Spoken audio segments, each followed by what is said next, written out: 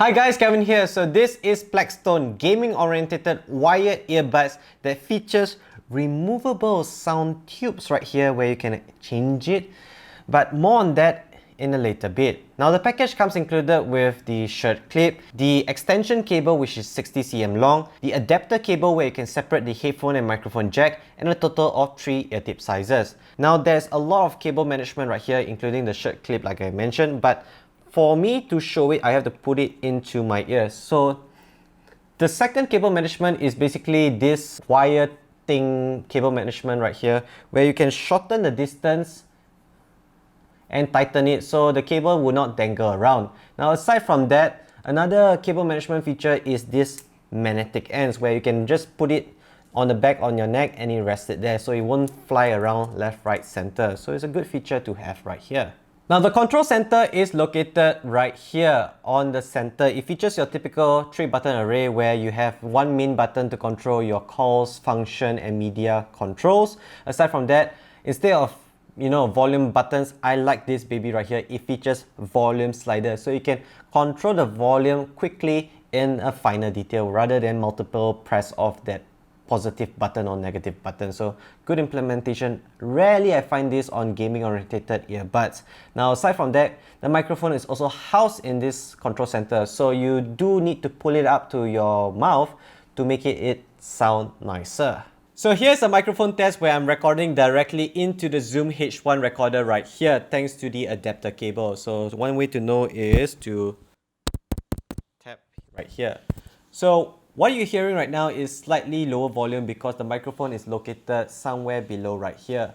I wish the microphone is located on the right side or the left side, and that would actually make it sound nicer because the nearer the microphone to the mouth, it would definitely sound amazing. So this baby right here features a pair of 9mm neodymium dynamic driver. So expect good bass because of the bigger driver size. Now you can remove the ear tips and actually remove this sound tube right here that comes into colors right here, the red and the black. Now the core differences between both of them is looking at the back, where the opening diameter of the red has a larger one and the opening diameter of the black has a smaller one right here. So the red is aimed towards, based on my notes right here and what they say, the red aims towards footstep and subtle sounds, so expect low frequency, whereas the black aims at sharper sounds like gunfire, so better meets, I guess.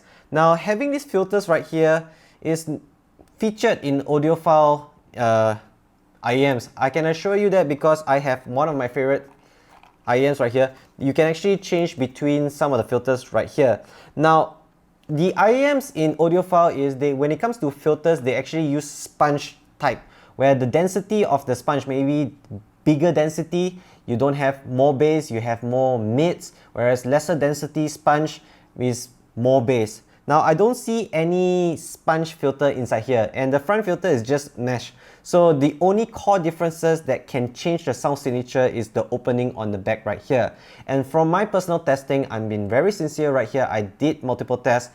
There is no differences between the black and the red sound tube right here at lower volumes, until when you crank the volume up maybe above 30 to 40%, then you can notice the difference where the red one is much more bassier, the black one is less bassier right there.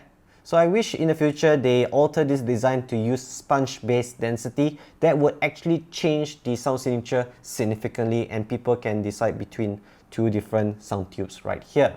Now when it comes to the passive sound isolation, meaning the physical hardware alone, it blocks majority of the noise from the environment. But it can be better if the sound tube was longer and go deep into your ear canal, roughly 1 or 2 millimeters longer.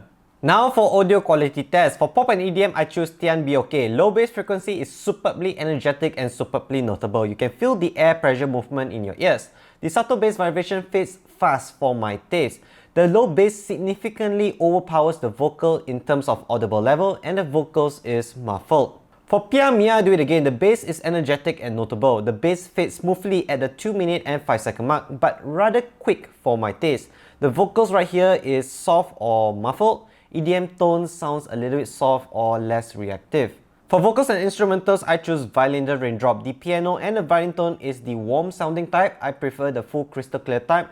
The instrumentals right here feels underpower or soft sounding. The bass, drums or the low frequency overpower the high frequency tones.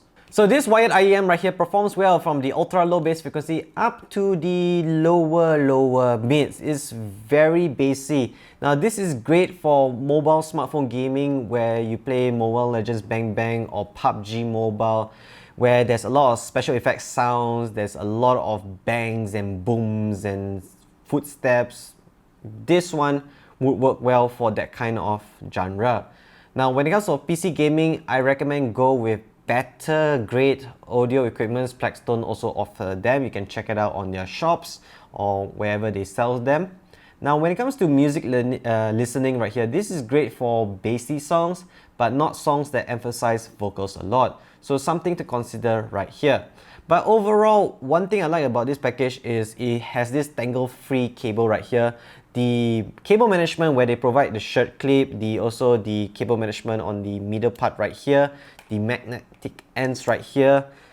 It looks like a very travel-friendly IEMs right here, and I would actually give it an A+ when it comes to its overall package and also design choice right here.